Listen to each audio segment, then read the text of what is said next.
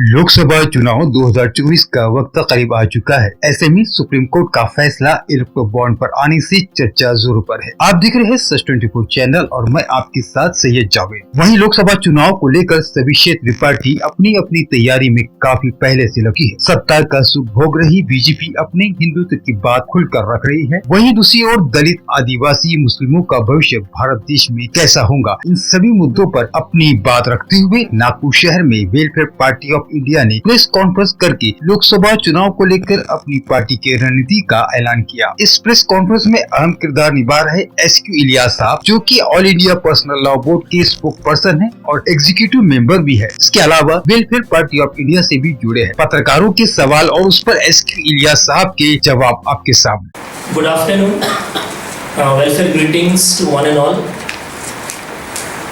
Welfare party of India Maharashtra की आज state working committee meeting चल रही है और इसमें हमारे माननीय अध्यक्ष, राष्ट्रीय अध्यक्ष डॉक्टर सैयद कासिम नसीर इलियास साहब हमारे दरमियान मौजूद हैं और ये हमारी एक प्रेस कॉन्फ्रेंस है। यहाँ पर जितने भी मीडिया पर्सन्स आए हैं उनका मैं वेलफेयर पार्टी महाराष्ट्र की तरफ से वेलकम करता हूँ, उनको मैं अभिनंदन कहता हूँ। आज की ये प्रेस कॉन्फ्रेंस 2024 इलेक्शन और इससे रिलेटेड जो इश्यूज़ हैं उस पर रखी गई है। बस मैं अपनी बात ख़त्म करता हूँ। मैं Aqib Shaikh, welfare party Maharashtra president, और आप लोगों से रिक्वेस्ट करता हूँ कि इस प्रेस कॉन्फ्रेंस को आगे बढ़ाया जाए। Thank you. देखिए, अभी जैसा कि आकिब साहब ने, हमारे स्टेट प्रेसिडेंट ने आप सामने बात रखी कि 2024 का जो इलेक्शन है उस पर पार्टी का क्या स्टैंड है, और दूसरी बात ये कि पार्टी नेशनल लेवल पे कहाँ से कॉन्टेस्ट कर रही है। जैसा कि आप जानते हैं कि welfare party of India 11 state पे काम कर रही है इस वक्त और 2012 से ये पार्टी बनी हुई है। हमने इससे पहले के जो पार्लियामेंट के इलेक्शन हुए हैं 2014 उसमें भी कॉन्टेस्ट किया था और 2019 में भी कॉन्टेस्ट किया था। इस बार भी हमने ये फैसला किया है कि इस वक्त की जो परिस्थिति है देश की, उसमें पार्टी को बहुत ज़्यादा सीटों पे कॉन्टेस्ट नहीं करना चाहिए। इसलिए कि अभी सबसे बड़ा सवाल पार्टी के सामने ये है कि देश में लोकतंत्र बचेगा या नहीं बचेगा, देश में सेकुलरिज्म, धर्मनिरपेक्षता बचेगी या नहीं बचेगी। देश के अंदर जो वातावरण सब चल रहा है भेदभाव का और ये जो आपस की नफरत और दुश्मनी का, ये रहेगा बाकी या इसके अंदर भाईचारा बाकी रहेगा, मुल्क का कॉन्स्टिट्यूशन रहेगा या नहीं रहेगा, ये 2024 का बस सबसे बड़ा मुद्दा है। उसके साथ साथ ये सवाल भी जुड़े हुए हैं कि आम आदमी इलेक्शन में हिस्सा लेते वक्त में जिन बुनियादों पर फैसला करता है वो बुनियाद ये होती है कि भाई उसकी जो बेसिक मूल समस्याएं हैं, यानी उसकी रोज़ी रोटी का मसला है, उसके रोज़गार का मसला है, अत्याचार जो हो रहे हैं समाज के शोषित लोगों पर, जैसे दलित है, आदिवासी है, महिला है या माइनॉरिटीज़ है, वो अत्याचार ख़त्म हो गए या बाकी रहेंगे। और भी बड़े सवाल भी इससे जुड़े हुए हैं कि देश की जो आर्थिक नीतियां हैं वो ऐसे ही चलेगी या उसमें कोई तब्दीली होगी। तो ये देश का ये जो इस वक्त में एक बहुत ही कहना चाहिए, हम एक ऐसी स्थिति में पहुँच गए हैं कि हम ये समझते हैं कि 70 साल का जो अचीवमेंट था हमारा, कि हमने लोकतंत्र को मजबूत किया, हमने ट्रांसपेरेंसी पैदा की देश के अंदर, हमने जो है भाईचारे का माहौल पैदा किया था देश के अंदर। हम किसी न किसी तक, मैं ये नहीं कहता हूँ कि पिछली सरकारें जो थी उनके ज़माने में कल्याण हो गया, सबका वेलफेयर स्टेट कायम हो गया, ऐसा नहीं हुआ, लेकिन हम उस दिशा में आगे बढ़ रहे थे। उस वक्त भी बहुत सारी चीज़ें थी, बहुत सारी समस्याएँ थी, लेकिन बहरहाल देश का एक एजेंडा तय था और उस एजेंडे पर लोग आगे बढ़ रहे थे। लेकिन पिछले 10 साल से जो पार्टी पावर में आई है वो बुनियाद तो यही बनाई थी कि सबका साथ, सबका विकास और सबका विश्वास, 2 करोड़ जॉब और बहुत सारी बातें उन्होंने कही थी। लेकिन हम देखते हैं कि 10 साल के अचीवमेंट में जो बातें उन्होंने कही थी उसमें कोई चीज़ फुलफिल नहीं। उसके बजाय हम ये देखते हैं कि मस्जिद मंदिर के मुद्दे खड़े हो गए। उसके बजाय हम ये देखते हैं कि देश में भेदभाव खड़ा हो गया। हम ये देखते हैं कि सब समान नागरिकता कानून लाने की कोशिश हो रही है, जैसे उत्तराखंड से शुरुआत हुई है। हम ये देखते हैं कि जो फेटर्निटी थी वो ख़त्म हो रही है। हम ये देखते हैं कि जो फेडरलिज्म था देश के अंदर, जितने अलग अलग प्रांत हैं देश में, वो सब जुड़े हुए हैं, एक देश के साथ एकजुट हैं वो इस बुनियाद पर है कि ये देश एक फेडरल देश है। लेकिन अब उनको भी ये लग रहा है कि फेडरलिज्म ख़त्म हो रहा है और एक ही ताकत को बढ़ावा देने की कोशिश हो रही है। फिर आगे बढ़कर हम जब आगे बढ़ते हैं तो ये जो वन नेशन वन इलेक्शन का जो कंसेप्ट लाया गया है और जो प्रधानमंत्री ने भी हमारे पूर्व राष्ट्रपति की अध्यक्षता में एक कमेटी बनाई है और वो कमेटी इस पर चिंतन कर रही है, वो one nation one Chronicle one nation one election का जो कंसेप्ट है वो पूरी तरह से ऑटोक्रेसी को, एक पार्टी के उसको कब्जे को बढ़ावा देता है। एक ही पार्टी होगी और फिर उससे बहुत सारे और मुद्दे भी खड़े होते हैं। मिसाल के तौर पर ये कि जो स्टेट इलेक्शन के जो स्टेट सब्जेक्ट थे वो ख़त्म हो जाएंगे, सिर्फ नेशनल एजेंडे पर ही इलेक्शन लड़ा जाएगा। फिर इसके साथ साथ हम ये देखते हैं कि पिछले 10 साल में जो लोकतंत्र था उसका गला कैसे घोटा गया है। ये पार्लियामेंट के अंदर बड़े बड़े बिल पास हो गए, कोई बहस नहीं हुई, कोई डिबेट नहीं हुआ, वॉइस वोट से जो है मामला ख़त्म हुआ। जिस आदमी ने भी आवाज़ उठाने की कोशिश की उसकी सदस्यता ख़त्म कर दी गई, उसको हटा दिया गया पार्लियामेंट से। हमारे सामने संजय सिंह की मिसाल है, हमारे सामने जो है राहुल गांधी की मिसाल है, हमारे सामने महुआ मित्रा की मिसाल है। तो अगर यही वातावरण चलना है कि यानी जो लोकतंत्र का सबसे बड़ा हमारा महत्व है वो ये है कि उसने हर आदमी को, एवरी इंडिविजुअल को उसने लोकतंत्र के अंदर एक जिम्मेदार शहरी बना दिया था। हम ये नहीं कहते कि इस 75 साल के अंदर जो पार्टिसिपेटरी डेमोक्रेसी है, इंक्लूसिव डेमोक्रेसी, वो हर 100% बन गई थी, लेकिन हम उस दिशा में आगे बढ़ रहे हैं। अब जो है वो पार्टिसिपेशन ख़त्म हो गया। अगर कोई आदमी आवाज़ उठाता है सरकार के खिलाफ में, चाहे वो जर्नलिस्ट हो, आप जानते हैं कितने जर्नलिस्ट आज देश के अंदर बंद है, उसके पीछे है, या ये कि कोई सिविल सोसाइटी का आदमी आवाज़ उठाता है तो उसको जेल की हवा दिखा दी जाती है, या अगर पॉलिटिकल पार्टी का आदमी आवाज़ उठाता है उसको भी जेल की हवा दिखाती है। फिर ये कि पिछले चंद सालों से हम ये देख रहे हैं कि लोग यानी पार्टियाँ इलेक्शन लड़ती हैं, लेकिन जो सिद्धांत होते हैं, जो वैल्यूज़ होती हैं, उसके बुनियाद पर लड़ती हैं। अब ऐसा लगता है किसी पार्टी के पास कोई सिद्धांत नहीं है, कोई वैल्यूज़ नहीं है, कोई आइडियोलॉजी है। कल आदमी सेकुलर था, आज वो कम्युनल हो गया, कल आदमी कम्युनल था, वो आज सेकुलर हो गया। तो ये जो अटैचमेंट था किसी आइडियोलॉजी के साथ में, वो अटैचमेंट भी ख़त्म हो रहा है। अब सिर्फ एकमात्र लक्ष्य है कि पावर हासिल करो, कैसे भी मिल जाए, by hook and by crook हमको सत्ता में रहना है, या ये कि हमारे जो काले धंधे हैं, हमारा जो करप्शन है वो पकड़ा ना जाए, इसलिए हम आ जाते हैं। या पार्टियों को तोड़ा जा रहा है बीच से। आपके यहाँ महाराष्ट्र में हुआ, शिवसेना 2 हिस्सों में टूट गई, NCP 2 हिस्सों में बढ़ गई। हमने देखा अभी नीतीश कुमार कल तक ही कह रहे थे कि मैं मर जाऊंगा, मिट जाऊंगा, लेकिन बीजेपी में नहीं जाऊंगा, दोबारा NDA में नहीं जाऊंगा, वो चले गए। जो प्रधानमंत्री और जो हमारे होम मिनिस्टर हैं वो बार बार कह रहे थे कि हम इनको अब आइंदा नहीं लेंगे, उन्होंने भी हथियार डाल दिए। तो अब ऐसा लगता है कि सिद्धांत नाम की कोई चीज़ हमारे देश में नहीं थी। लेकिन अभी हमारे सामने जो बहुत मूल मुद्दा है वो ये है कि क्या लोकतंत्र इस देश में बाकी रहेगा या नहीं, क्या सिर्फ लोग जो हैं पैसे। अभी आपने देखा कि इलेक्शन बॉन्ड पर सुप्रीम कोर्ट का एक फैसला आ गया। इलेक्शन बॉन्ड का फ़ायदा किसको जा रहा था? एक बिल्कुल यानी आर्टिकल 19 की मुखालिफत हो रही थी कॉन्स्टिट्यूशन की, कि आप जो भी करते हैं पार्टियाँ, वो पैसा कौन दे रहा है, किसको जा रहा है, ये मालूम ही नहीं होता लोगों को, कौन देने वाला है, वो ट्रांसपेरेंसी खत्म हो गई थी। तो ये इस रास्ते से करप्शन को अंदर लाने का एक बहुत बड़ा माध्यम था, जिसको सुप्रीम कोर्ट ने महसूस किया और ख़त्म कर दिया। बहरहाल हम ये समझते हैं कि आने वाले इलेक्शन में देश की जनता के सामने सबसे महत्वपूर्ण सवाल यही खड़ा हुआ है कि इस देश में लोकतंत्र बाकी रहेगा या नहीं रहेगा, इस देश में भाईचारा बाकी रहेगा या नहीं रहेगा, इस देश का सेकुलर और धर्मनिरपेक्षता बाकी रहेगी, या एक धर्म को या एक विचारधारा को सब पे थोपने की कोशिश की जाएगी, या इस देश के अंदर जो अत्याचार हो रहे हैं दलितों पर, आदिवासियों पर, माइनॉरिटीज़ पर, वीमेंस पर यानी महिलाओं पर, वो अत्याचार रुकेंगे या नहीं रुकेंगे, रूल ऑफ लॉ बाकी रहेगा या नहीं रहेगा। ये वो विशेष सवाल आते हैं जिसके ऊपर हम समझते हैं कि देश की जनता को फैसला करना है, और ये फैसला जो होगा 2024 के इलेक्शन में, ये देश की दिशा और दशा सब तय करेगा। इसलिए हम वेलफेयर पार्टी ऑफ इंडिया ने फैसला किया है कि हमने ये सोच समझ के फैसला किया कि हम इस वक्त में सिर्फ 3 सीटों पर इलेक्शन लड़ रहे हैं, वो भी वेस्ट बंगाल में। बाकी जगह हमने ये फैसला किया कि हम इलेक्शन नहीं लड़ेंगे, वहाँ पर हम इन्हीं विचारों बुनियाद पर हम अपने लोग कार्यकर्ताओं को ये मैसेज दे रहे हैं कि वो इलेक्शन में हिस्सा लें, कि हम इस देश के अंदर लोकतंत्र को बाकी रखने के लिए, धर्मनिरपेक्षता को बाकी रखने के लिए, भाईचारे को बाकी रखने के लिए डेवलपमेंट के इशू को आखिर रखने के लिए। और हम ये चाहते हैं कि लोग इस कार्ड को देखें कि भाई आपने 10 साल में, चूँकि ये पार्लियामेंट का इलेक्शन है, स्टेट का इलेक्शन नहीं है, इसलिए हमको जाहिर है जो रूलिंग पार्टी है उसी की परफॉर्मेंस को देखना पड़ेगा।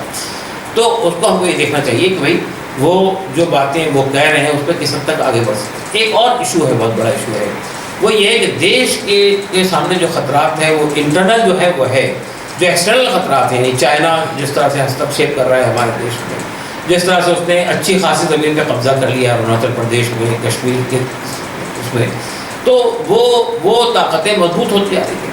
अभी हमारे रिलेशन मालदीव के साथ बड़े ख़राब हो गए हैं।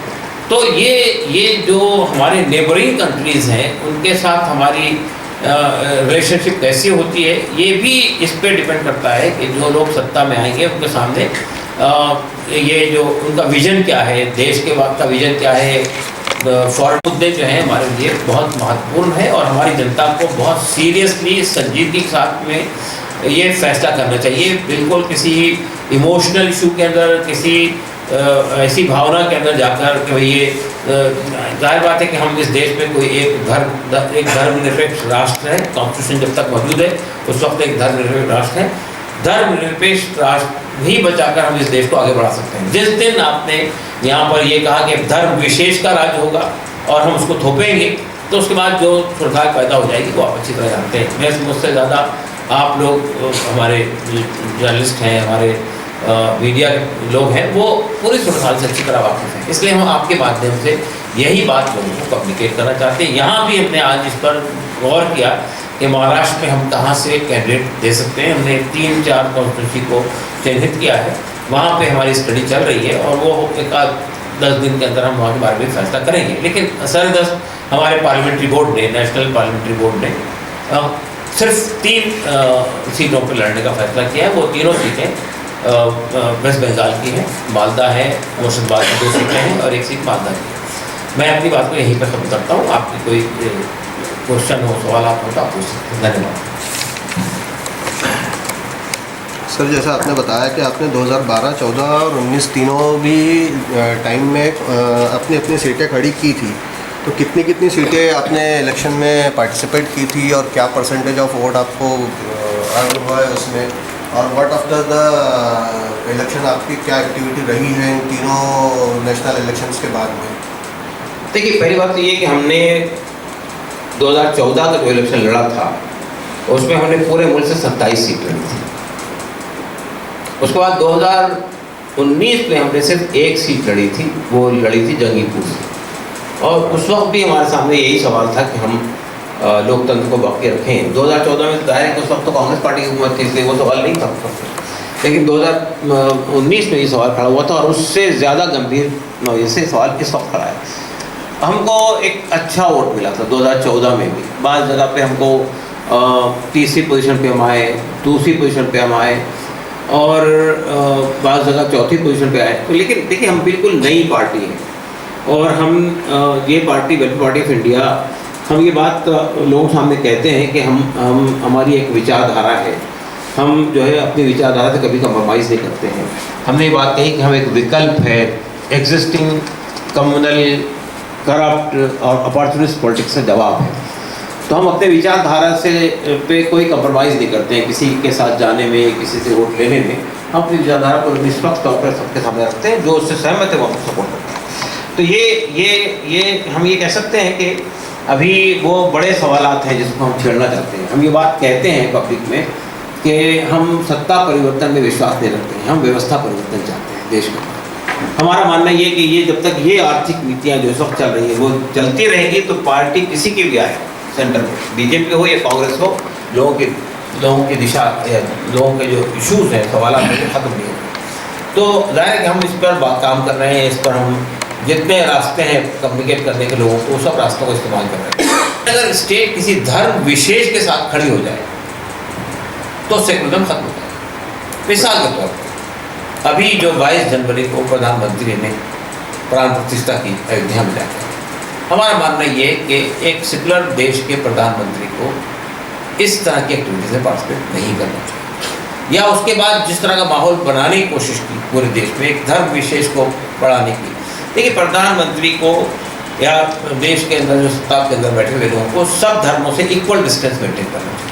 यानी सब धर्म आपका कहना ऐसा है कि अगर प्रधानमंत्री एक पर्टिकुलर धर्म के लोगों को आगे बढ़ा रहे हैं तो उसकी वजह से दूसरे धर्म के लोगों को खतरा हो रहा है, जबकि ये तो उनका पॉलिटिकल एजेंडा नहीं है, पॉलिटिकल मूव है ये उनका, जिससे स्टेट पे तो फ़र्क नहीं पड़ रहा ना, उनकी पॉलिटिकल एक्टिविटी पे फ़र्क पड़ रहा है, उनके परसेंटेज ऑफ वोट में फ़र्क पड़ रहा है, बट स्टेट की जो मूलभूत सिद्धांत है वो तो वही रहने वाले हैं ना, चाहे प्रधानमंत्री आज मोदी हो, कल अमित शाह हो या परसों कोई और हो, तो उससे तो फ़र्क नहीं पड़ेगा ना। नहीं, अगर किसी एक धर्म के को प्रोजेक्शन देने से बाकी पूरे 150 करोड़ भारतीयों के ऊपर में अप्रॉक्स 150 कि अगर हम ये बात मान के चलते हैं आज कि 150 billion peoples are staying in India, तो क्या सारे के सारे लोगों पे एक मुंह का असर हो रहा है? इतना हमको डर के रहना चाहिए क्या इस मुंह से? नहीं, डर की बात नहीं है। हमारा मानना, हमारा उसूल, हमारी जो बेसिक सवाल है वो यही है कि स्टेट अगर हम इसके, देखिए यहाँ हमारे यहाँ इससे पहले भी होता रहा है कि जो कुंभ मेला लगता है उसमें पैसा सरकार देती है, या कुछ और प्रोग्राम होते हैं, कोई दरगाह का प्रोग्राम होता है, पहले हज सब्सिडी दी जाती थी, ये स्टेट देती है, इनको भी दिया, उनको भी दिया, उनको भी दिया, ठीक है। लेकिन प्रधानमंत्री या देश का जो राष्ट्रपति है वो किसी के साथ जाके खड़ा नहीं हो सकता कि मैं इसको प्रमोट कर रहा हूँ। ये पहली बार हुआ है, इससे पहले कभी नहीं हुआ है देश के अंदर। और दूसरी बात ये कि आपने सिर्फ उतना ही नहीं किया ना, मतलब देखिए आपको तो ये मालूम है कि खुद उस धर्म के लोगों ने, शंकराचार्यों ने उसकी मुखालफत की कि ये काम प्रधानमंत्री का नहीं है, ये काम वो उन लोगों का है जो के यानी धर्म के जिम्मेदार हैं उन लोगों का, ठीक है। मैं ये कहना चाहता हूँ कि असल में मसला सिर्फ इतना सा नहीं है, और आप ये कह रहे हैं कि उससे उनकी स्ट्रेटजी है कि वो लोगों का वोट हासिल करें, तो यही तो हम कह रहे हैं। अगर आप स्ट्रेटजी के लिए, वोट हासिल करने के लिए, स्ट्रेटेजिकली अगर हम ये देखें तो आपका एज पॉलिटिकल पार्टी मूव्स जो होना चाहिए तो वो काउंटर ऑफ वोट पे हो जाना चाहिए ना कि रिलीजन पॉइंट पे जाना चाहिए। अगर आप एज प्रेस मीट में आपका जो पूरा आपका प्रेस स्टार्टअप रहा है वो इस बेस पे रहा है कि भाई आज के वक्त में कम्युनलाइजेशन बढ़ता जा रहा है, जिससे हमारी जो सोशल हार्मोनी है उसको नुकसान होने जा रहा है। तो सोशल हार्मोनी को बिल्ड करने के लिए WPI के जो आपकी पार्टी है उसके पास में क्या ऐसा मतलब ये है कि जिसमें आप सोशल हार्मोनी को बिल्डअप कर रहे हैं। दूसरी बात मैं ये समझना चाह रहा था कि जैसे आपने 27 सीट लड़ाई, 1 सीट लड़ाई, तो कितना परसेंटेज तक क्या आप बात अपनी पहुंचा पाए? जैसा कि असद अवैसी ने पिछले चुनाव यूपी में जब कॉन्टेस्ट किया, पब्लिक हमने देखा बहुत बड़े पैमाने पे आई, लेकिन आधे % से भी ज़्यादा टर्नअप ऑफ वोट नहीं ले पाए वो। तो इसका मतलब यही हुआ कि आपका ऑडियंस तो सुनने के लिए आपको तैयार है, बट आपका फॉलोअर बन रहा है क्या? आपकी आइडियोलॉजी का फॉलोअर बन रहा है क्या? अभी पिछले 10 साल की अगर हम नागपुर शहर में आपकी एक्टिविटी पे नज़र डालें तो नागपुर शहर में 10 साल में आपके पास में नागपुर में प्रेजेंस रहा है, लेकिन वो प्रेजेंस ज़मीन पे कहीं नज़र नहीं आया। अब एकदम से अगर चुनाव के वक्त में आप जैसा कह रहे हैं कि महाराष्ट्र से आप कुछ एरिया आइडेंटिफाई करने जा रहे हैं और महाराष्ट्र से आपका आज की जो आपकी यहाँ पे जो भी कॉन्फ्रेंस आपने अरेंज की, अपनी स्टेट कॉन्फ्रेंस की है, तो उस स्टेट कॉन्फ्रेंस में अगर आप महाराष्ट्र में कुछ चीज़ें कॉन्टेस्ट करने, कुछ सीट कॉन्टेस्ट करने जा रहे हैं, तो क्या वो सीट जो है वो जिस आइडियोलॉजी को आप हराने की बात कर रहे हैं उसके लिए बेनिफिट में जाएंगी, या जिस आइडियोलॉजी के साथ आप चलने की बात कर रहे हैं उसके लिए बेनिफिट में जाएंगी? काउंटर ऑफ इलेक्शन जब होगा, जैसा कि अगर लास्ट 19 में हमने ये देखा कि MIM और एक दूसरी पॉलिटिकल पार्टी का अलायंस हुआ, यहाँ पे उन्होंने MIM की एक ही सीट लड़ी, लेकिन प्रचार जो उन्होंने किया वो 24 सीट पे किया, 24 सांसद के लिए प्रचार किया। इसका नुकसान ये हुआ कि जो सेकुलर पार्टियां थी उनके वोट कम हो गए, और जो कम्युनल पार्टी की आप बात कर रहे हैं वो कम्युनल पार्टी का परसेंटेज ऑफ वोट बढ़ गया। तो सेम चीज़ अगर वो रिपीट आपके ज़रिए से हो रही है तो एक एक्सपीरियंस तो हमारे सामने ऑलरेडी मौजूद है, तो फिर वही चीज़ हम आपके ज़रिए से देखने अगर जा रहे हैं तो वो क्या है फिर? देखिए, पहली बात तो मैं ये कहना चाहता हूँ आपसे कि हमने जब ये बात कही कि अभी पूरे देश में 543 सीटें हैं, 100% हमने अभी तक सिर्फ 3 सीटों पर फैसला किया है जी, और वो सीटों में भी हमारे खड़े होने से कम्युनल फोर्सेस को फ़ायदा नहीं पहुंच रहा। हमने ऐसे ही सीटों का इंतखाब किया, बिल्कुल ठीक है। हमारा मानना ये है कि कोई भी पॉलिटिकल पार्टी वो NGO नहीं होती है, अगर उसकी पॉलिटिकल प्रेजेंस नहीं होगी तो 10 साल के बाद उसका रजिस्ट्रेशन कैंसिल हो जाएगा। ये एक आपकी तीसरी बात ये कि इलेक्शन जो है वो इस बात का मौका फराहम करता है कि आप अपनी आइडियोलॉजी को, अपनी विचारधारा को पब्लिक के सामने रखने का मौका मिलता है। अगर आप इलेक्शन से विड्रॉ कर जाएंगे तो आप एक NGO बन जाएंगे, पॉलिटिकल पार्टी नहीं रहेगी। सिंबॉलिकली भी अगर आपको यानी इलेक्शन में रहना है तो आपको खड़ा होना पड़ेगा। नंबर यानी ओवरऑल जो है कि जो आपका पार्टी आइडेंटिफिकेशन है उसको सेव करने के लिए आपको इलेक्शन बीट करना है, कम्पीट करना ज़रूरी है। वो तो एक ज़रूरी है। हाँ, अरे हमें बाकी रहने के लिए नहीं, अपनी विचारधारा को बढ़ाने के लिए भी ज़रूरी है। हमने गो के पार्लियामेंट में और असेंबली में कोई सीट नहीं जीती, लोकल बॉडी में हमने अच्छी खासी सीटें जीती पूरे देश में, और हमारी लोकल बॉडी का परफॉर्मेंस इतना अच्छा है, जो हम कहते हैं कि हम एक वेलफेयर स्टेट स्टैब्लिश करेंगे, हमने वहाँ करके दिखाया है। अगर आप वहाँ जाकर देखेंगे तो आपको एकदम फ़र्क महसूस होगा। हाँ, मैं आपका लोकल प्रेजेंस में कहाँ की बॉडीज़ में आप लोग? लोकल बॉडी में हम केरला के अंदर 165 सीटों पे है जीते हैं। हमने कर्नाटक में 50 सीटें। 165 कब का बता रहे हैं आप मुझे नंबर? अभी पिछला इलेक्शन जो हुआ है, लास्ट इलेक्शन जो भी केरला। हाँ, लोकल बॉडी का हमने जो है कर्नाटक में 45 सीटें पंचायत की जीती है, 5 सीटें कारपोरेशन की जीती है। हमने यहाँ नांदूरा एक है आपके बुल्डाना डिस्ट्रिक्ट में, वहाँ से सीटें जीती हैं, वहाँ से एक सीट निकाली। हमने जो है कोटा एक जगह राजस्थान में, वहाँ से एक सीट जीती। ये जो मैं आपको बता रहा हूँ, आप वहाँ जाकर विजिट करके देखेंगे तो आपको बिल्कुल फ़र्क नज़र आएगा, कल क्या था और आज क्या है। और हमारे कैंडिडेट ने जितना विकास के लिए पैसा वहाँ हुआ, एक एक पैसे खर्च किया, और जहाँ पैसा नहीं मिला पब्लिक से पैसा रिस्क करके काम करवाया। तो हमारा कहना ये कि जहाँ हमने लोकल बॉडी का इलेक्शन लड़ा है, वहाँ हमने अपनी विचारधारा को ज़मीन पे उतार कर दिखा दिया, और हमें यकीन है कि नेक्स्ट टाइम वो डबल ट्रिपल हो जाएंगे।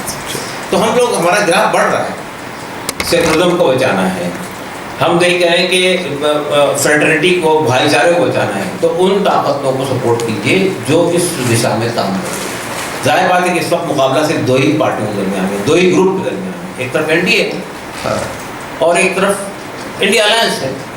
जब हम किसी एक रूलिंग पार्टी के विचारधारा से सहमत नहीं हैं उसके बाद तो उसका मतलब बिल्कुल तय है कि भाई हम पब्लिक से ये डिमांड कर रहे हैं कि आप उसके बरक्स वोट दीजिए। तो अभी इंडिया अलायंस में किसी से आपकी बात ये चल रही है क्या?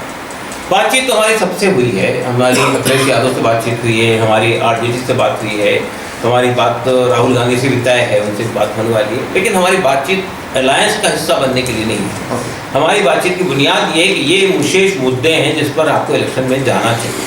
हमारा मानना ये है कि देखिए कई चीज़ें खड़ी होती हैं। अभी देखिए कल तक के कमलनाथ जी जो है वो कांग्रेस पार्टी के साथ खड़े थे, चीफ मिनिस्टर कैंडिडेट भी थे, अशोक चौहान जी 2 बार चीफ मिनिस्टर रह चुके हैं, लेकिन आज वो चले गए। तो ये जो हमारे यहाँ अवसरवादिता पैदा हो रही है, इसको कैसे आप रोकेंगे? फिर एक बहुत बड़ा सवाल यही है देश के अंदर। सर देखिए कैसा है कि अभी ये दुनिया जब बदलती है तो अवसरवाद तो आता ही है, और अवसरवाद जो है इस वक्त में देश में वो सबसे ज़्यादा है पॉलिटिक्स के अंदर में। नॉन पॉलिटिकल मूव में अगर आप देखेंगे तो अवसरवाद नहीं है। और आज चूँकि पॉलिटिक्स इंडिया की इतनी ग्लैमर कर दी गई है 2014 के बाद से, और इतनी महंगी कर दी गई है कि छोटी छोटी पार्टियों के लिए तो बस की बात भी नहीं रही आज कहीं भी कैंडिडेट खड़ा करना, बीट करना, और उसके लिए उतना पैसा फ्लोट कर पाना, फ्लोट भी नहीं कर पाना, वो तो एक दूसरी बहुत दूर की बात हो गई। कैंडिडेट मेंटली प्रिपेयर्ड भी नहीं है कि भैया मैं 25-50 लाख रुपए खर्चा कर पाऊंगा और एक छोटा सा इलेक्शन लड़ पाऊंगा, तो ऐसे कैंडिडेट भी नहीं है। दूसरी बात, वर्क फोर्स भी जो है वो आज छोटी छोटी पॉलिटिकल पार्टी के पास वर्क फोर्स भी नहीं है। तो अब जैसा आपने अभी अपने इसमें बात कही कि प्रधानमंत्री नरेंद्र मोदी के आने के बाद में हिंदुइज्म पे प्रधानमंत्री का प्रोजेक्शन ज़्यादा बढ़ा जो पिछले प्रधानमंत्रियों में नहीं था, तो वो उनकी अपनी एक पर्सनैलिटी का इफ़ेक्ट है। दोनों को हम कंपेयर भी नहीं कर सकते कि भाई इन्होंने है तो संसद में पूजा कराई या मंदिर में जाके पूजा करी, उसको बहुत ग्लैमराइज किया और बहुत ज़्यादा प्रोजेक्शन में लेके आए, क्योंकि पिछले प्रधानमंत्री जो थे उनकी कार्यशैली, कार्य पद्धति जो थी वह बिल्कुल अलग थी। इनकी कार्यशैली, कार्य पद्धति बिल्कुल अलग है। ये कैमरा फोबिया पर्सन है, इनको हर जगह कैमरा ही कैमरा चाहिए। पिछले प्रधानमंत्री को कहीं कैमरा नहीं चाहिए था। तो एक पर्सनालिटी का डिफेक्ट असर है, वो डिफेक्ट तो नहीं बोलूँगा, असर है वो पर्सनालिटी का। उसके लिए एज पॉलिटिकल पार्टी इतना ज़्यादा मतलब हमको फोबिया में आना, जो आपका स्टेटमेंट है उसके हिसाब से ऐसा लग रहा है कि उस चीज़ को लेके बहुत ज़्यादा फोबिया फैल गया है शायद। नहीं, देखिए असल में मैं किसी व्यक्ति विशेष की बात नहीं करता, क्योंकि आपने अरे, तो हमारे- प्रधानमंत्री नहीं, का प्रधानमंत्री की जो बात- मंदिर प्रेम बात- या जो उनकी पूजा पद्धति और ये सब चीज़ थी उसी को रिमार्क किया है ना। नहीं, देखिए, अगर आपका ये ख्याल है कि प्रधानमंत्री ने जो कुछ किया वो उनका व्यक्तिगत फैसला है, ये बात सही नहीं है। इसके पीछे पूरी आरएसएस खड़ी हुई है, इसके पीछे पूरी बीजेपी खड़ी है और ये सोचा समझा फैसला है। प्रधानमंत्री तो फेस है सामने, जी, पीछे एक आइडियोलॉजी है, पीछे एक विचारधारा है, वो जो गवर्न कर रही पूरी है। फोर्स के साथ फिर आप काउंटर कैसे कर पाएंगे, क्योंकि वो तो बहुत बड़ी फोर्स है। पब्लिक तो उससे बड़ी है ना। पब्लिक आप मुझे बताइए ना, वो तमाम फोर्स अप्लाई करके आपने 2014 में 31% वोट हासिल किया। हाँ बिल्कुल, 69% वोट आपके खिलाफ था, बिल्कुल। लेकिन वो बटा हुआ था, इसलिए आप पावर में आ गए। हाँ और आपने उसके बाद पुलवामा हो गया, पुलवामा को भी आपने बहुत ज़्यादा वो आगे बढ़ाकर उससे उसका फायदा उठाया, है ना। उसके बाद भी आपका वोट कितना बढ़ा, 31 से 37%। तो मेजॉरिटी वोट तो आपके खिलाफ ही है ना। तो कितना ही ग्लैमराइज करने की कोशिश कीजिए, देश की मेजॉरिटी अभी भी आपके साथ नहीं है, ये बात मैं कहना चाहता हूँ। हम उस मेजॉरिटी को से बात कर रहे हैं और हमारा मानना ये, इस वक्त में उस वक्त पार्टियां बटी हुई थी। हम नहीं कहते कि इंडिया अलायंस बहुत ही कॉम्पैक्ट अलायंस, ऐसा नहीं है। आप देख रहे हैं क्या हो रहा है। इसके बावजूद भी दो धड़ों में इस वक्त इलेक्शन हो रहा है। तो 2014 और 2019 के मुकाबले में अपोजिशन पार्टियां कम से कम कई स्टेट पे एक प्लेटफॉर्म पर है, इसके वोट बढ़ने की वो कम रहेगा। जैसे हम उस देश की 69% पॉपुलेशन से अपील करें तो भाई हमको सिर्फ ये पर्टिकुलर पार्टी या पर्टिकुलर व्यक्ति में ही जाना है। हमको जाना है कि देश कि जो जिन मूल्यों पर, जिन सिद्धांतों पर देश को का निर्माण हुआ है 1947 से लेकर अब तक के, जो हमारा कॉन्स्टिट्यूशन है, उस पर एक देश बाकी रहेगा या नहीं, यही बुनियादी सवाल है। आइन तो इंशाल्लाह लजीज कायम रहेगा ही रहेगा। अब आइन को एक बात, आइन का सिर्फ लेटर के कायम नहीं, हम तो स्पिरिट में भी चाहते हैं, जमीन पे भी देखते चलता रहता है। चलिए सर, मेरा आखिरी क्वेश्चन ये रहेगा कि नागपुर में को लेकर आपकी क्या स्ट्रेटेजी, क्या प्लानिंग, नागपुर में क्या एक्सपांशन देख रहे हैं आप, आपकी पार्टी नागपुर में कैसे काम करेगी, क्योंकि प्रेस कॉन्फ्रेंस नागपुर में हो रही है, इस वक्त आप लोग नागपुर में हैं, तो नागपुर को लेकर आपकी क्या स्ट्रेटेजी है? पिछले 10 साल में हमने आपका चेहरा देखा है नागपुर में, जो आपके नागपुर के चेहरे उनको देखा है, बट जमीन पे कहीं WBI का कोई प्रेजेंस नहीं देखा, नागपुर के लोकल मुद्दों के साथ कनेक्टिविटी नहीं देखी। नागपुर के अंदर में 0%, मतलब 0 ही बोलूँ तो चलेगा, क्योंकि मुझे अभी तक मेरे नजरों में तो कहीं भी ऐसा कुछ आया। आप लोग शायद देख पाए हो कभी, तो आइडिया नहीं। देखिए, मैं खुद नागपुर का आपको शायद मालूम नहीं है, मेरा पूरा एजुकेशन यही है, मैंने यहीं से नागपुर से केमिस्ट्री भी की है और 1982 से मैं मिली। मेरी पूरी फैमिली यही रहती है नागपुर में, अमरावती में, ये मेरा कार्य क्षेत्र है। लेकिन मैं खुद दिल्ली पिछले 20 साल 40 साल, मैं जो बात कहना चाहूँ ये है समझे कि पार्टी दो तरीके से पब्लिक के सामने आती है। एक होती है उसके सिद्धांत और दूसरी होती है उसके कार्यकर्ता और तीसरी होती है उसकी एक्टिविटीज़। देखिए, हमारा मानना ये है कि और सिद्धांत भी पार्टी को उस वक्त सामने आते हैं जब आप कहीं पे प्रभाव डाल रहे हों, कोई इलेक्शन जीत रहे हों, तो उस वक्त आते हैं। तो जब तक कि हम कोई इलेक्शन नहीं जीतते, उस वक्त हम कितने ही फंक्शन कर लें, प्रोग्राम कर लें। मतलब मिसाल के तौर पर मैं बात करता हूँ आपसे कि आप दिल्ली में आइए, तो दिल्ली में RJD, Samajwadi party, Bahujan Samaj party, किसी को भी प्रेस में प्रोजेक्शन नहीं मिलता है। सिर्फ दो ही पार्टियों को मिलता है, बीजेपी या 3 पार्टियों को। जो दिल्ली में है तो आम आदमी पार्टी को मिल जाता है, आम आदमी पार्टी, बीजेपी और कांग्रेस पार्टी। उसकी वजह क्या है? उसकी वजह यही है कि जो सिक्का चलता है वही नज़र आता है। जो सिक्का थोड़ा अभी चलने की पोजीशन में नहीं आया है, जैसे चल रहा है, उसको लोग प्रोजेक्ट नहीं करते। हमें यकीन है यहाँ पे जो जिस तरह पार्टी चल रही है, जो हमारे लोग काम कर रहे हैं, यहाँ पे महिलाओं में बहुत अच्छा काम हुआ है पार्टी का।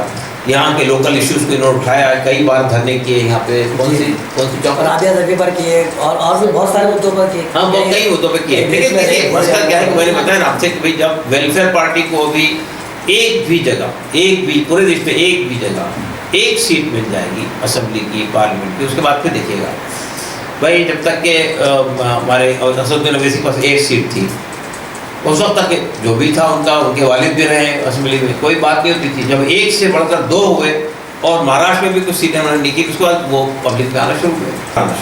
तो नागपुर को लेके आपका क्या ब्लूप्रिंट है, क्या फ्यूचर प्लान है? नागपुर नागपुर एक्सपेंशन को में लेके और आप पूरे- क्या सोच रहे हैं? नागपुर के साथ साथ हमने महाराष्ट्र में भी भी और पूरे देश में भी ये तय किया है कि हम अपने रिसोर्सेज मटेरियल भी हो सकते हैं, रिसोर्सेज ह्यूमैनिटेरियन भी हो सकते हैं, अपने रिसोर्स को इवनली सब जगह डिस्ट्रीब्यूट नहीं करेंगे। हम अपने कुछ सीटों को या कुछ डिस्ट्रिक्ट को चिन्हित करके वहाँ पे काम करेंगे। हमने यहाँ भी तय किया है कि 5 से 6 या 6 से 7 डिस्ट्रिक्ट में हम पहले वहीं पे कॉन्सेंट्रेट करेंगे, वहाँ से पहले रिजल्ट निकालेंगे, उसके बाद फिर हम बाकी जगह करते हैं। तो ये इससे हमने क्या होंगे, किन इश्यूज में हम आगे बढ़ेंगे। हमने ये भी तय किया है कि समाज के अंदर जो लोग जो सवालात खड़े होते हैं, जिनका कोई जवाब नहीं आता है, उन इश्यूज को हम टेकअप करेंगे। अब मिसाल के तौर पर हम ये महसूस करते हैं, हमने ये बात पब्लिक में करी थी, बहुत स्टार्टिंग में शुरू की थी कि हमारा देश जिस तरह का देश है, जिस तरह विभिन्न धर्म हैं, जातियाँ हैं, लैंग्वेजेस हैं, इसमें ये जो मौजूदा इलेक्टोरल सिस्टम है, फर्स्ट पास द पोस्ट वाला सिस्टम, ये इस देश के लिए सुटेबल नहीं है। हमको यहाँ पे प्रोपोर्शनल रिप्रेजेंटेशन वाला सिस्टम लाना चाहिए, जिसमें हर वर्ग को समाज की, भाई लोकतंत्र तो इसका ही नाम है ना, लोकतंत्र इस बात का नाम है कि हर वर्ग को ये महसूस हो कि मैं इस देश का वासी हूँ, उसकी आवाज़ उठनी चाहिए पार्लियामेंट में, असेंबली में। तो अगर रिप्रेजेंटेशन सिर्फ पर्टिकुलर कास्ट और पर्टिकुलर कम्युनिटी का होगा तो वो इंक्लूसिवनेस नहीं आ सकती है। वो इंक्लूसिवनेस के लिए हम समझते हैं कि जब तक यहाँ पे प्रोपोर्शनल रिप्रेजेंटेशन को हम नहीं लागू करते हैं, हमने पॉलिटिकल पार्टी से बात करना शुरू की है, 2 पार्टियाँ छोड़कर सब पार्टियों ने इत्तेफाक किया है, एक बीजेपी और दूसरी कांग्रेस, बाकी सब पार्टियों ने कहा प्रोपोर्शनल रिप्रेजेंटेशन के हक पे हम हैं। आज नहीं तो कल, कल नहीं तो कल बात समझ में आएगी। नहीं, लेकिन सर एक सिख ने कहा था कि हम मेजॉरिटी में 2% और आप लोग 22% हैं, तो आप लोग के अंदर में यूनिटी तो है, मतलब दिख नहीं रही है। जैसे हम लोग की यूनिटी आप किसान आंदोलन में देख लो, तो आप ये नहीं मतलब मान रहे हैं कि जितने मुसलमान हैं वो सब अपने अपने मसलब के सिद्धांतों को छोड़कर एक प्लेटफॉर्म में आना चाहिए ताकि हुकूमत के ऊपर में उसका प्रभाव पड़ सके। तो क्या कहेंगे आप? आपकी बात से मुझे इत्तेफाक है, लेकिन मैं सिर्फ ये कहना चाहता हूँ, हम मुसलमानों को नहीं रिप्रेजेंट करते, सिर्फ मुसलमानों को represent. Welfare party of India मुसलमानों की पार्टी नहीं है, welfare party of India inclusive party है। आपके साथ में लोग खड़े नहीं हैं, लेकिन हमारी नेशनल टीम के अंदर सब धर्म के लोग मौजूद हैं। और यहाँ भी हमारे अभी जो वाइस प्रेसिडेंट थे उनका भी निधन हो गया कुछ दिन पहले। लेकिन मैं ये कहना चाहता हूँ असल में कि ये हम उस बिहार में बात नहीं करते, लेकिन जब आपने सवाल उठाया तो सवाल का एक जवाब। देखिए, सिखों की सिचुएशन में और मुसलमान की सिचुएशन में फ़र्क है। सिख जो है वो एक प्रांत के अंदर मौजूद है जिसको हम पंजाब कहते हैं, वहाँ एक साइजेबल पॉपुलेशन है, वहाँ इलेक्शन लड़ते हैं तो वो उनकी चीफ मिनिस्टर हमेशा सिख ही होता है वहाँ, चाहे वो कांग्रेस की हुकूमत हो, चाहे वो आम आदमी पार्टी की हो, चाहे बीजेपी। एक बात तो ये। दूसरी बात ये है कि देखिए, हम लोग मुसलमानों के सिलसिले में एक बात बताते हैं, हम सिख तो आइडेंटिटी पॉलिटिक्स कर सकते हैं, मुसलमान आइडेंटिटी पॉलिटिक्स नहीं कर सकते और नहीं करना चाहिए। और यही वजह है जो बात आप कह रहे थे कि असदुद्दीन अवैसी को पब्लिक का सपोर्ट बहुत मिलता है, लेकिन इलेक्शन में क्यों नहीं आते लोग, इसीलिए नहीं आते। मुसलमान इस मुल्क में आइडेंटिटी पॉलिटिक्स शुरू कर देंगे तो सिर्फ कम्युनल फोर्सेस को फायदा होगा। मतलब कहीं ना कहीं डर है? डर नहीं है, ये बुनियादी तौर पर ये स्ट्रेटजी है क्योंकि हम सिर्फ अपने वर्ग की बात, देखिए हमारे देश में ये जो सूरत पैदा होगी ना, हम जिस जाति से बिलोंग करते हैं उसकी बात करेंगे, हम जिस कम्युनिटी से बिलोंग करते हैं उसकी बात करेंगे। इसका मतलब है कि आप सबकी बात करने के लिए तैयार नहीं है। हमें खुशी है इस बात के अंदर कि मुसलमानों की जो लीडरशिप है वो ये समझती है कि हमें सबकी बात करनी चाहिए। ये और बात है कि तमाम पार्टियां मुसलमानों को अपना वोट बैंक समझती हैं, वो इस्तेमाल करना चाहती हैं। दिल्ली में किसान आंदोलन फिर से उसकी बातें हो रही है, तो इस पर वेलफेयर पार्टी का क्या नज़रिया है? देखिए, किसान आंदोलन को हम सपोर्ट करते हैं, हमने सपोर्ट किया। 2 वजह हैं। एक वजह ये है कि देखिए, किसान हमारे देश का एक बहुत ही अहम वर्ग है, जो कुछ भी हम खाते पीते हैं उसमें उन्हीं का योगदान होता है। अगर उन्होंने जो फसल बोई है, अगर उसका भी पैसा ना मिल पाए उनको, तो वो कोई पुराने हाल नहीं है। आप डेवलपमेंट की बात करते हैं, विकास की बात करते हैं, आपका पूरा विकास जो है वो इंडस्ट्रियलाइजेशन पर, साइंटिफिक चीज़ों पर है। आप यानी 1/3 इकनॉमी जो है वो चलती है किसान की वजह से, आप उस पर बात नहीं करते हैं। दूसरी बात ये कि आप स्वामीनाथन को भारत रत्न देते हैं, स्वामीनाथन की जो सिफारिशात हैं, जो उनके रिकमेंडेशन है, उसको इम्प्लीमेंट नहीं करते हैं। ये तो मुनाफिकत है ना, ये तो हिपोक्रेसी है कि आप उसको तो आप भारत रत्न दे रहे हैं लेकिन उसने जो रिकमेंडेशन दिए थे, सजेशन दिए थे, उसको आप इम्प्लीमेंट नहीं कर रहे हैं। ये मसला सिर्फ इनका नहीं है, इससे पहले जो सरकार थी उसका भी है। आपने 3 फार्म लॉ बनाए, किसानों ने एजुकेशन किया। पहले तो आपने यही कहा ना, हमने फार्मर्स के हित में बनाए, फार्मर्स के लिए बनाए। जिनके हित में बनाए वो करें नहीं, हमारे हित में नहीं है, अडानी अंबानी के हित में है। तो फिर आपने विड्रॉ किया, और विड्रॉ करते वक्त ये वादा किया था कि MSP पर हम भी एक कमेटी बनाकर आपकी चीज़ों को ला रहे हैं। 1 साल गुजर गया, कुछ नहीं। तो अब कब तक किसान वेट करेगा? किसान को आप 3 लाख 2 लाख रुपए देते हैं, वो नहीं देते तो उसको सुसाइड करने में मजबूर करते हैं। और ये बड़े बड़े पूंजीपतियों को करोड़ों रुपये देते हैं और उसको फिर माफ़ कर देते हैं। ये तो अभी बात ये हो रही है कि जो किसान वहाँ पे आंदोलन कर रहा है वो कोई गरीब किसान नहीं है, वो करोड़पति किसान है। नहीं, क्या है? देखिए, ये सब प्रोपगेंडा है। उसमें गरीब किसान भी है, बड़े किसान भी है, सब किसान को मिलता है। ठीक है, फिर थैंक यू एवरीवन। जितने भी मीडिया पर्सन्स यहाँ पर हैं उनका मैं वेलफेयर पार्टी महाराष्ट्र की तरफ से शुक्रिया अदा करता हूँ, थैंक्स कहता हूँ। और हमारे नेशनल प्रेसिडेंट ने आपके क्वेरीज के आंसर्स किए, उनका शुक्रिया अदा करता हूँ। हमारी पूरी टीम यहाँ है और इस प्रेस कॉन्फ्रेंस के बाद आप तमाम लोगों का शुक्रिया अदा करता हूँ।